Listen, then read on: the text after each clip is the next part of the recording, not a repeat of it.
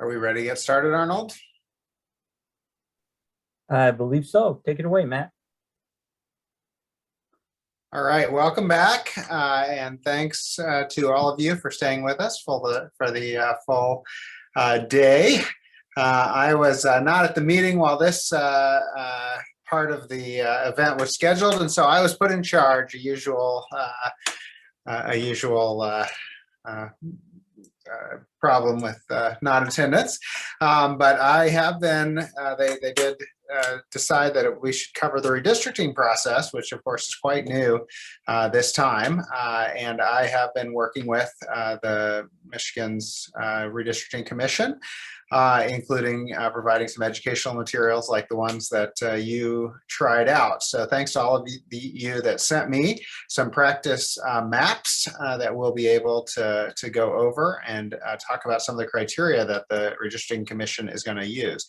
But I think Sue is with us already. Is that right? I am with you. Hi. So we're pleased to have Sue Hammersmith, who is the Executive Director of the Citizens Independent Redistricting Commission, and has a long career in the nonprofit world before taking on this big venture. So before I talk through some of the criteria, maybe if you could just give us just a bit of an intro to the commission for the staffers that may not know. How is it organized, and what stage of the process are we at? So the commission was organized in September. One of the first tasks was hiring staff, so I came on board in mid-December. So they had a little bit of work ahead of me.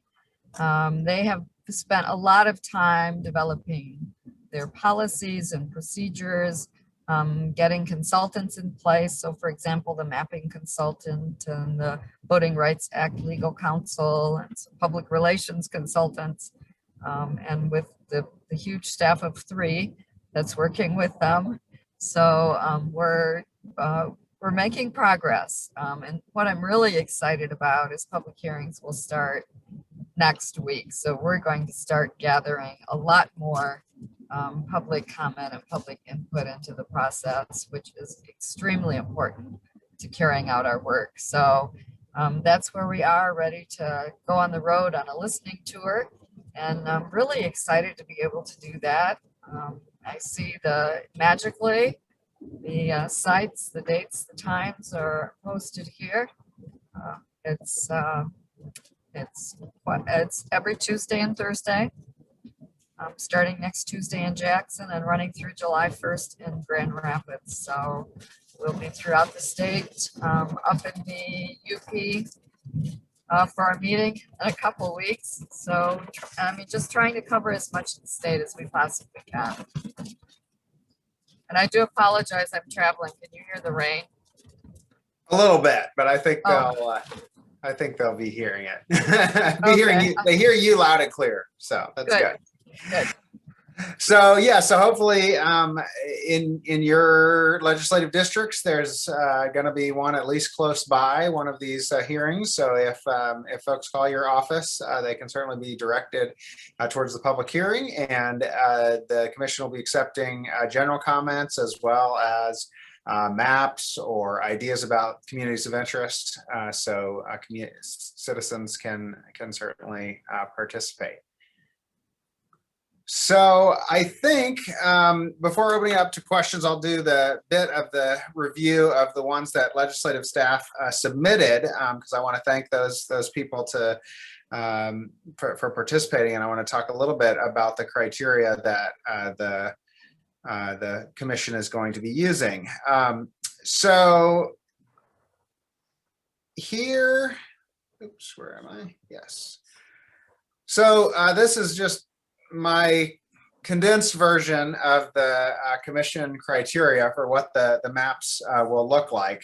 I think mainly I've been a voice to say these are more complicated to achieve than it might seem like initially. We, of course, have new folks who are just into this process and haven't done it before, but I don't think that is the real complexity. I think the complexity is that they've been charged with making all of these things happen, and that can be somewhat difficult to achieve. So The Constitution amended requires the commission to produce maps that, of course, first comply with federal law, and that means they have equal population, and they comply with the Voting Rights Act. I'll tell you a little bit more about that in a second, because it's sometimes misunderstood as requiring majority minority districts, but it doesn't really do that.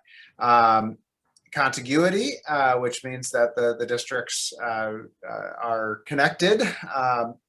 They have to reflect communities of interest and the diversity of the state. This is the big one that we'll be hearing about over the next few months, because one of the main things that citizens will be doing is submitting their communities of interest.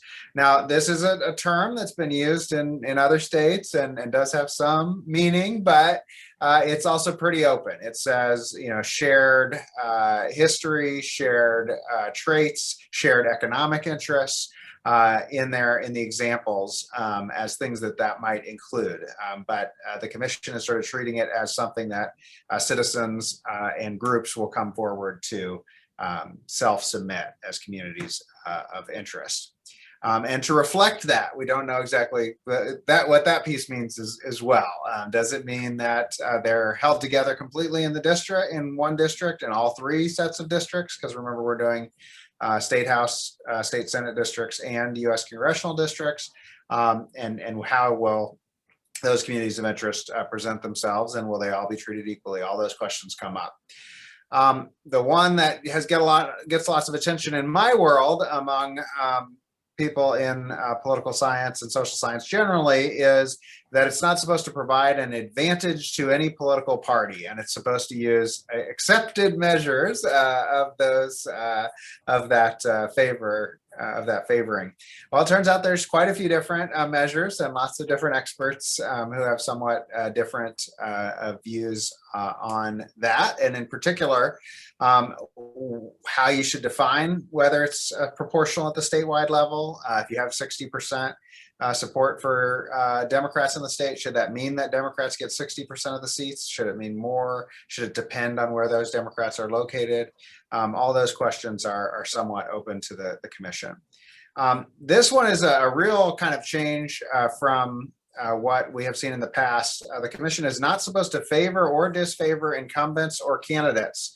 They're really not supposed to pay much attention to the current maps and who's in them. So I've gotten several press calls where people have said, which member of Congress is going to be taken out by the latest census numbers, which will require us to have fewer districts. Well, they're sort of supposed to be starting from scratch. So it's not necessarily clear that all the places where members of Congress currently live will be in the same districts that they're currently in. It's supposed to reflect county, city, and township lines.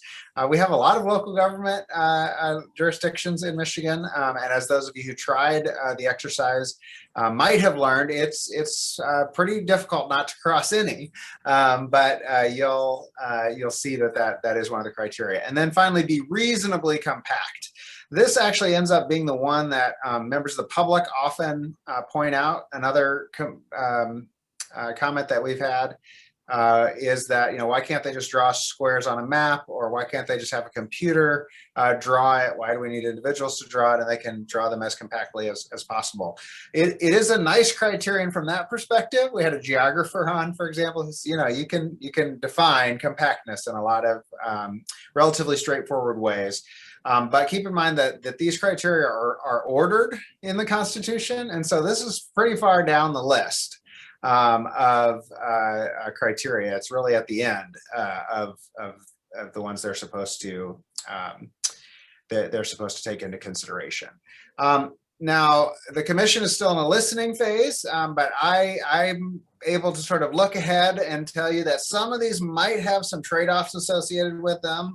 That is, anytime we had John Aguia on to talk to legislative staffers before, who said that basically anytime you're reflecting county, city, and township lines in Michigan, that is going to likely mean that it provides more of an advantage to the Republican Party than the Democratic Party, just because Democrats are more concentrated in a smaller number of those local government boundaries. That doesn't mean we can't achieve all of the criteria, but it does mean that there are some trade-offs among achieving those differences. All right, so I gave you all a chance. Oh, we already have a question. Okay, I think we'll save this for when Sue's back with us. So I just want to go over a little bit, since a few of you submitted maps yourself. For those of you who didn't, you still have a chance. The Districtor website is similar to how citizens are going to be able to submit their own maps to the commission. So it's a good sense of what your constituents might be going through to submit their own communities of interest or to submit their own district ideas. So I had some of you do that, and I have a few to present here. I won't pick on anyone by name. I just want to give a sense of what kinds of maps people draw. So here's one where someone drew 2 congressional districts. And I know that this was just a 5-minute assignment that I charged you with, but I will keep in mind that but you should keep in mind that these don't meet the contiguity criterion, because there's a few extra spaces over here in Ann Arbor that are connected to this green district over here. They're also not exactly the same population. You get those lines in Districtor to get close to, and so they're pretty close. But the commission is probably going to have to be less than 0.5% difference in population across districts, whereas the closest map I think we got for this exercise was 2.5%. Now, if you took more time to do it, you could get closer to that 0.5%. But even the basic equal population, somewhat hard to get. Now, the other data that Districtor presents with you is partisanship and race. That's not all the data that the commission will have. But just to give you a sense, these districts, one is 65% African American, one is 80% white. And so, you might think that one district might provide more of an opportunity for African-American voters to elect their preferred candidate. I'll show you in a second. It's a little bit more complicated than that, but it certainly can be a potential indicator of that likelihood. We also have the partisanship data. This is just from the 2016 presidential election, but it indicates that this district is 89% Democratic, and this district is 53% Republican. So that means that in a competitive election, this district would be likely to be competitive, and this district would not be. Now, you might think that this is a sort of a Democratic favoring map, because we got a big, strong Democratic district, and then we have a district that's not clear in one direction or the other. But actually, we usually call this packing, and we might say that this map might actually favor Republicans. And the reason is because we have a whole lot more Democrats packed into this district, so that we have a whole lot more votes beyond the 50% required to win that district and in any conceivable election, so that Democrats are not necessarily available to the surrounding districts to make those districts more likely to be competitive for Democrats or to win for Democrats. Now, it's a larger problem in Michigan for the Democrats that they are concentrated in cities, and so without drawing lines in and out of cities, it's actually going to be difficult to make a statewide map that's just as likely to elect a majority of Democrats as a majority of Republicans with, say, a 51% or 50% statewide vote. Another person submitted a full map of the congressional districts. So they once you get going, you can get excited, and I appreciate that. On the full map, we're able to kind of see how this translates to the statewide. So this map was 3.8% population deviation. You can see that that's going to be bigger than the courts will likely allow. And so we're going to have to get those districts kind of completely the same size. And anytime we're doing that, we're going to have to go in and out a little bit of these districts. and also forgot to allocate 14,000 people. So somewhere on here, there's a blank spot that isn't allocated, but that's just your basic criteria. Everybody's got to be in a district. And that is usually, if you sat down with it, you could make a map to meet those criteria. Now, this district this map is sort of consistent with what you might call our kind of aesthetic preferences, or our the idea, or that the basic criteria of being reasonably compact. These look reasonably compact, but that does not necessarily mean that it meets the other criteria. So one piece we just talked about is partisan fairness. So here are the partisan breakdowns in a 2016 election, which was roughly 50-50 in Michigan, and with a slight advantage to the Republicans. And what you see is that this would, in a 50-50 election, where people voted the same as their presidential vote, it would have led to 5 Democratic seats and 8 Republican seats. So a 50-50 statewide vote, with our 51% statewide vote, would have led to 8 to 5. That we're not guaranteeing that would happen. Of course, this is just one indicator. We'd have individual candidates. We do have Alyssa Slotkin, for example, won in a district that also voted for Donald Trump. So this is not, it doesn't indicate that this would necessarily happen, but this is the kind of ways that researchers would evaluate these kinds of maps and compare them against lots of different elections, just to give you a sense that drawing these kinds of districts, might lead to that difference. We also have racial data on these districts, and we have one majority minority district, a very slight majority of African Americans, and then one that is quite close in District 12, also near Detroit. So in all likelihood, we would be able to say that this map would comply with the Voting Rights Act.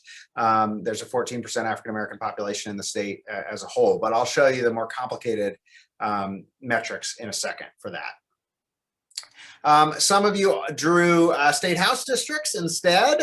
So of course, those are much smaller. These are 2 state house districts that one of you drew around the city of Flint. So you sort of cut up Genesee County and managed to create 2 ever so slight Republican districts out of Genesee County, and kind of left most of the city of Flint and a few neighboring areas in the end. That is a district where we had 14% of the state population is African American, but in these districts, we have 87 and 90% white districts. So this might draw more scrutiny on voting rights considerations, but that's not enough to say in one way that this would be incomplete or not. And then finally, we had at least one person draw state Senate districts as well. And so these were both this is Oakland County, so we have a little bit over on population. Both districts are a little bit bigger than a Senate district would be, and 2.25% deviation in the population just between the two. So we'd have to get closer to that in the real world. And both of these districts are Democratic in 2016 presidential vote. More so, they'll be in 2020 presidential vote. They weren't that much in 2016, 58% and 51%.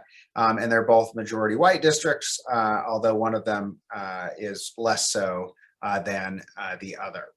So obviously it's easier to create 1 or 2 districts than to create the map as a whole and to meet all of those criteria. Let me see if I can stop the share and do a different share.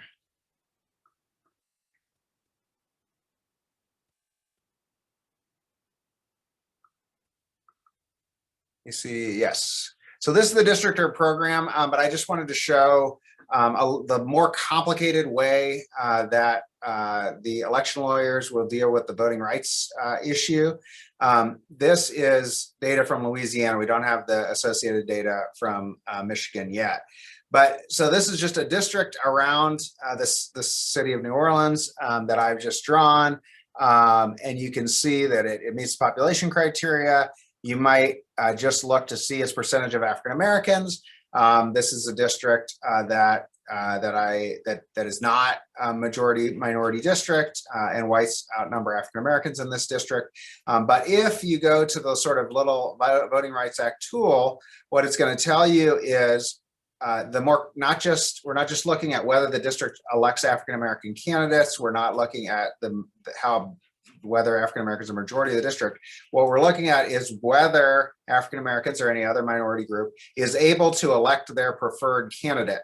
And so this is a series of elections. We have 8 or 9 elections here, and it's telling you it's trying to estimate what candidate was favored by African Americans, what candidate was favored by the district as a whole, and did the African American preferred candidate win those elections. And we see a couple of elections where they didn't, and a bunch of elections where we didn't have a difference, and then a bunch of elections where they did. The African American preferred candidate won all those races. So that doesn't mean that African Americans are majority of that district, and it doesn't mean that there was that we have racially polarized voting, but this district would be likely to be judged consistent with the Voting Rights Act, because there's not evidence that the African American preferred candidate is unable to win recent elections. So you could see, for example, there could be a district that was, say, 40 or 45% African American, but where the African American preferred candidate repeatedly lost. Maybe they were surrounded by Republican voters or voters that preferred other candidates in the primary. So that's the kind of analysis that's more complicated than just how many people are in the district of various racial and ethnic groups. So just want to give you a sense of the complexity of these kinds of decisions, and for those of you who did it yourself.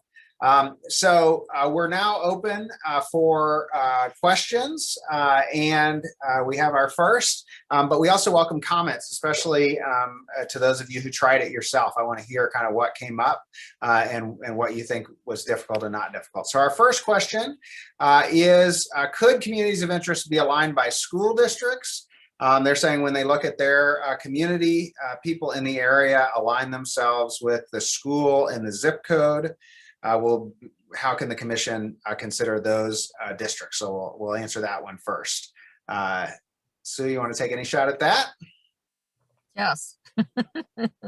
A community of interest is defined by the community of interest. So if you say we're a school district and we want to remain together because we share that common interest, that's what you tell the commission. Yeah, it's pretty simple. The communities of interest, though, define themselves. You have to tell us what is your common interest that you share. Yeah, and we've had, researchers trying to draw maps ask us as well, is there a list? The University of Michigan actually sort of came up with, here's a bunch of nonprofit organizations that might be the basis for communities of interest. But, there was not necessarily a strong relationship between that and what the commission has heard so far. So another piece of the question was sort of, can we define them by zip code, et cetera? It's unlikely they're all kind of going to match up to the same kind of thing. We sort of have to wait for them to present themselves. Another question was, can communities of interest align with political parties? So in the thumb of Michigan, they mentioned that as a possibility. So in the constitutional language, it says specifically that communities of interest are not defined by their connections to candidates or political parties. But that does not mean that if you have a community of interest that it won't have a disproportionate partisanship. It very well might. So you can submit a community of interest with any partisan composition, but you can't define the community of interest by its partisan interest.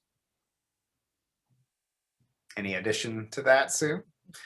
I think you nailed it. All right. But another piece of that question was, how can the commission look at both of these criteria without having a conflict? And I do think it's reasonable to suggest that communities of interest, we're defining them geographically here. So there very well could be communities of interest that end up with looking something like what we consider packing in a political party. So if you have a community of interest, it has a shared partisanship. It could, if you had lots of different communities of interest with the same partisanship, end up looking like a packing district. And the answer is that the commission will have to sort that out. But they do have a ranked criteria. So it does say communities of interest are higher than partisan fairness. We also had a question, will the Redistricting Commission be using a methodology of wasted votes? Because there's been partisan cases, including in Wisconsin.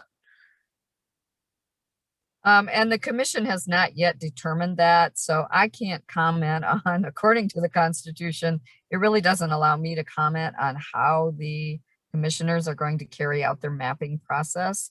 I can really only talk about things that have happened and processes that we're using. So where we are at this point in time is the listening tour. The public comment tool was launched last week. So there is a public comment tool if you go to michigan.gov/MICRC, where people can go on and draw their maps. They can comment, make any comments. They can comment on maps that exist up there. So if there's a map that's already drawn that you want to comment on, you can do that. So that's where we are in the process. And the Constitution says that I'm unable to talk about, quote, redistricting matters, unquote. So we pretty much stick to talking about, the work of the commission, the processes and the procedures that have taken us to this point, and now engaging on the listening tour, where we will collect that communities of interest information. So I'm really excited to be able to get out and meet the public. I've not even met all the commissioners yet because of virtual meetings. So I'm truly excited to be out on the road starting next week and getting to know the commissioners a little better, and then getting to meet with the public as they share what's important to them, where they want to vote, what their communities of interest are. So I posted that public comment address in the chat, so you can go to that or direct your constituents to that to submit their maps. And I will also, for those of you who didn't get a chance to do it in advance, I'll send you to the districtor tool so you can try to draw a couple of maps, a couple of districts yourself. And if you send those to me, I'll still provide feedback. And so I'm not quite as restricted, I guess. And so I'll just mention that the commissioners have heard several different measures of partisan fairness. They're all kind of based, the idea of wasted votes is the same idea I was discussing, where I was saying if you have 80% of Democrats in a district, then that might be considered wasting some of those Democratic votes on in an area that they weren't needed for the victory in that district for the surrounding areas. All of the measures are based in some way on kind of proportionality, but there's two big differences. One is sort of how much should there be a winner bonus. So should it be that if you get 60% of the vote statewide, you get 60% of the seats, or should it be kind of that you go higher and higher, where if you're getting 80%, you should get almost all of the districts. And so that's one question. The other is, what should you compare it against? So should it be compared against the sort of ideal of of a statewide distribution? That is how a lot of those cases, including the Wisconsin case, defined it, against a kind of an ideal distribution of what the votes to seats would look like. But there's another common way of evaluating it, which is not against otherwise drawn maps against various criteria, or against maps that are occurring in other states or have occurred over time. And all of those might give you a slightly different answer, with the big issue that geographic concentration means that you might still see a statewide partisan advantage, even if the districts were not drawn to achieve that partisan advantage. All right, if I didn't just confuse everybody. All right, I think you can answer this one, Sue. How were the commissioners chosen, and how many are there? I can answer that question. So there was a random selection process. Uh, There were many applications that were sent out across the state, encouraging people to apply. The state of Michigan received over 9,000 applications. Basically, the criteria to be a commissioner include A, being a registered voter, and B, filling out the application. So they received over 9,000 applications. They, through a random selection process. However, it was weighted for criteria like age, male, female, area of the state, population, etc. So the accounting firm got the first random drawing down to 200 people.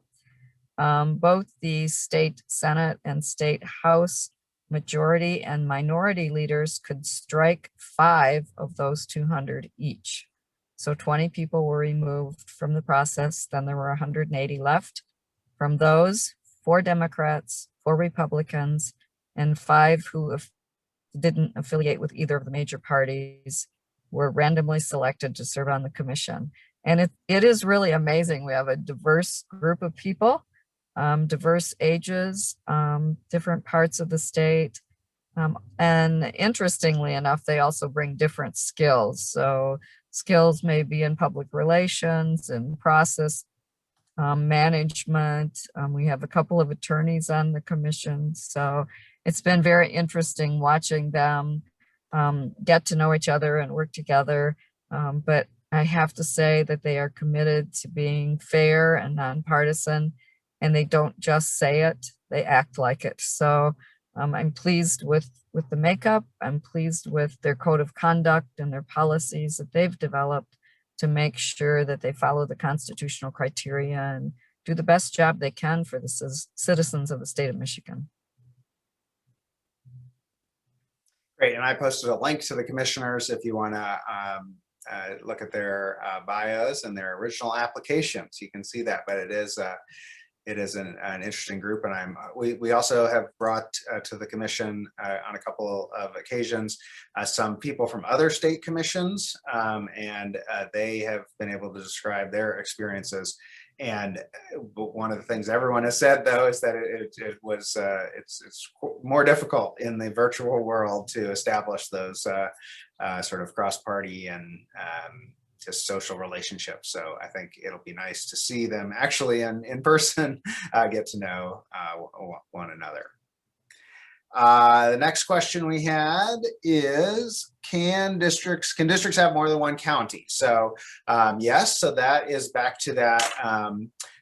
One of the criteria is to respect local government boundaries, including county boundaries. County is listed in the constitutional criteria. So that needs to be under consideration. The idea is that counties should be kept together, but it's nowhere near the top criteria, and it's not an absolute criteria. It's not like federal law. So just to encourage you to play around a little bit, you can actually see if you do the districtor. So let's say we were going to draw our Senate districts here. I think, where is it? Yes, you can actually show county boundaries on your maps.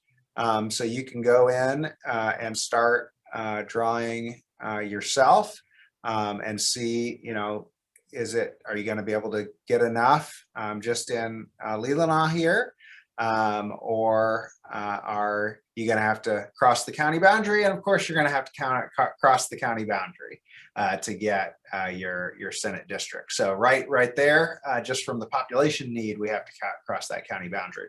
But that might not mean that that it's all going to be made up of counties. It could be that once you get to a large county, that county is going to be split up into multiple districts, even though it could all fit in a single district. Did anyone who tried the mapping yourself, any of you willing to talk about sort of what came up and what you were trying to achieve? I believe I can, if you raise your hand, if you not literally raise your hand, but raise your hand in the Zoom feature, I think I can turn on your audio, Hopefully that's right, Arnold. And you can tell us how it was. Anybody willing to do that? Arnold, how am I going to see that if someone has raised their hand, or Cindy? Or you could just say in the chat that you're willing to talk.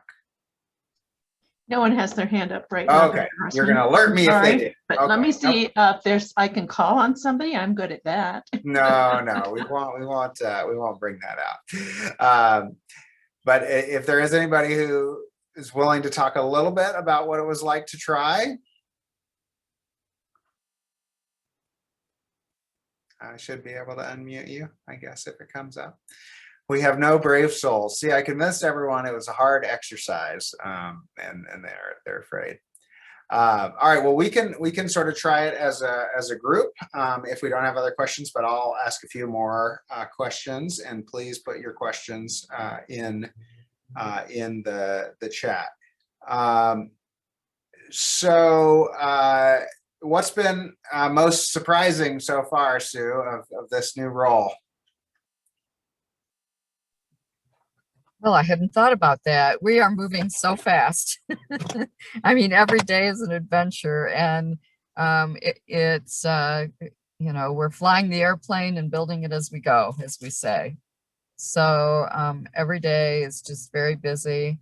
I don't know that I've been really surprised by anything. You know, this is a new role for me in government versus working in the nonprofit world. So I'm just learning a lot, and we really appreciate the experts that have been brought into the commission to assist in learning more about the demographics of our state as a whole, and mapping. And Matt has helped us significantly. I'll give a little credit to Tom Avaco from the University of Michigan. So we've had experts from both major universities work with the commission. And in addition, for example, the state's demographer, Eric Guthrie, has been very helpful. So there are many, many resources that have helped us to learn along the way. So, I mean, that's what I'm most thankful for, is there are many, many people willing to help the commission learn about their role and learn about the process, learn from other states, as Matt had mentioned. Arizona and California specifically have provided a lot of input. They'll answer your questions, you know, so it's just great to have the resources and people so willing to help and be dedicated to this cause. And there's been a lot of news about the census delay, so can you update us a little bit on where that stands? Yes, we believe the census data, full census data, will come out September 30th. That's the last message. There is something called legacy data that is going to come out August 16th. What that is untabulated data. So it's going to require some work by the mappers and/or the state of Michigan to tabulate that. So then it becomes a usable form. So we will start with the August 18th data, I'm sure, and do as much as we can in the mapping process. And when the final census comes out, then we'll layer that on and make sure that we have fair maps for the state of Michigan. We've petitioned the Michigan Supreme Court actually for a 72-day reprieve in collaboration with the Department of State, which houses the Elections Bureau. So that petition has been delivered to the Supreme Court because basically the Constitution says we have to have final maps by November 1st with a 45-day public comment period prior, which starts September 17th. So the Constitution has made the task impossible, but we're going to, you know, try to do it in a very timely manner, but make sure what's most important is to make sure that the maps are drawn well, they're drawn fairly, and that they meet the criteria in the Constitution.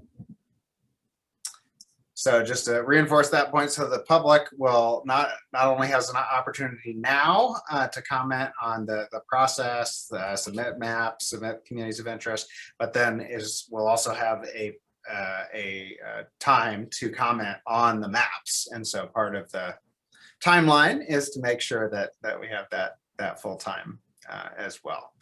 But hopefully we can encourage constituents to come forward now in the process rather than only after the maps are drawn. The other thing that Districtor allows, if you all want to play with it, is just to draw communities. So communities don't have to be drawn to any particular size, and so you are also able to use the tool to do that. And you can just say, here's a community that should be kept together. Any other? I didn't convince anyone to talk through their experience making the maps. One thing that I'll just mention that happened to the commission, kind of went through a similar exercise, but did so for the state of Ohio. Just we practiced on Ohio, and one of the things that came up there is, the first couple districts are easily drawn in kind of coherent ways, but just let me show you kind of how that. Let's see.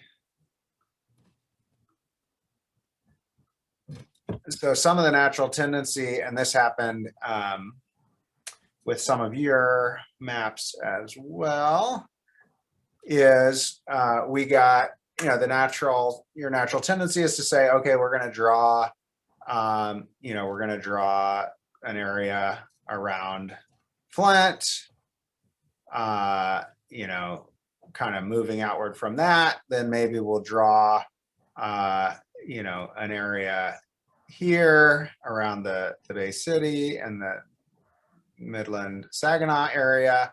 And, well, we have very different size districts, so we have to go out from that. We've also left this area around here. So often when you start drawing the districts that might make sense, you kind of leave this area here. And so we're just by, let's say we decided to extend some of this area around here.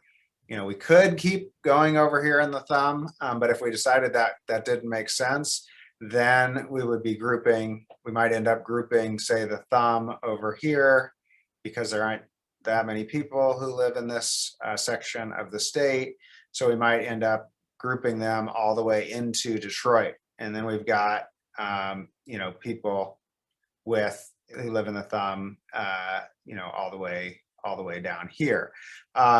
So every district that you draw is going to affect kind of every other district. And so a lot of the difficulties come and I made this one too big, so you don't have to go all the way into Detroit, but you can see obviously the population gets far more dense here. So very quickly you're getting a lot more people.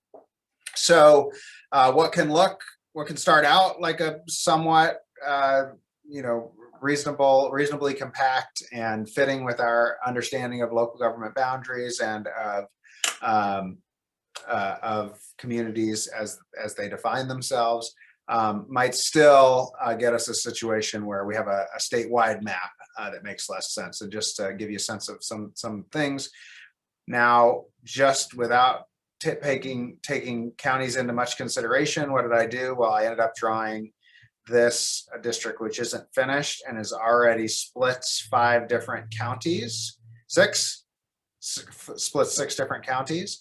And this district, which looked like, a somewhat reasonable district moving out from Flint, end up once you get beyond Genesee County, splitting up another 1, 2, 3, 4, 5, another 6 counties. So, and that's just the county boundaries. Obviously, we'd be splitting up a lot more township and other local government boundaries. So I'm not saying it's impossible or that the commission is going to go through a process like this. They're going to have professional help and be able to take into consideration these multiple kinds of criteria.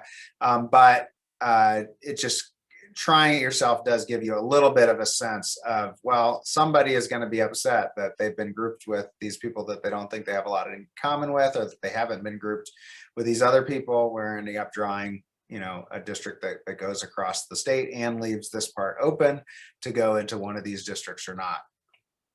So I made fun of your districts or criticized them. So I just want to give you a sense that just this is a normal process. So, these 3 districts that I've drawn here, I ended up, what you might call kind of gerrymandering on behalf of Republicans here, but not intentionally. I didn't start out with any partisan data. I wasn't, trying to help the Republicans here, but what I did is I've mapped a population here that is 50-50 Democrat and Republican by the 2016 presidential election. And yet I've drawn two comfortable Republican districts and one clearly Republican leaning districts in the three that I've drawn here that aren't equal population. So this is sort of the opposite of the packing criterion that someone mentioned. I haven't made any districts here that are Democrats. I've managed to put the Democrats across so that they're just the minority by some measure in each one of these districts. Obviously, the commission won't be doing it that way, but I did want to give you a sense of how difficult it is to get all those criteria right. Did anyone else have questions for Sue or me or experiences they want to share?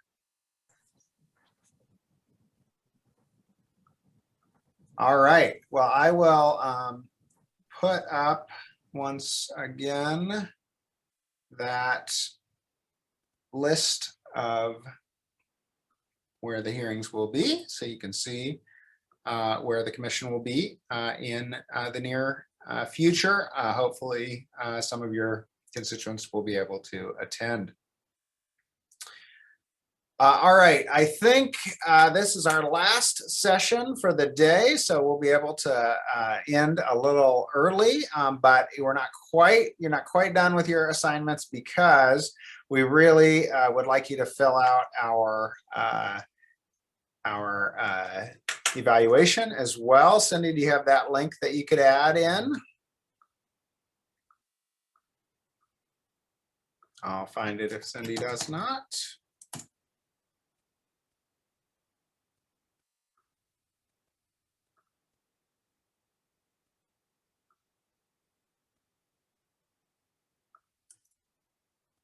All right, I did find it here.